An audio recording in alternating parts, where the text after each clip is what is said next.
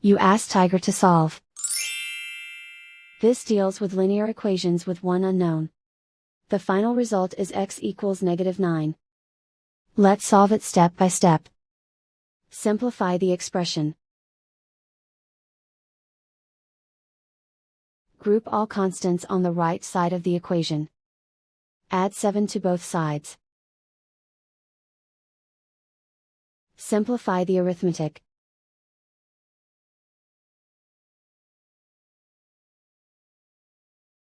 Isolate the x.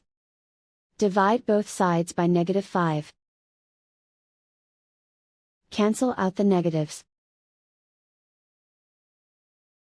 Simplify the fraction. Move the negative sign from the denominator to the numerator. Find the greatest common factor of the numerator and denominator.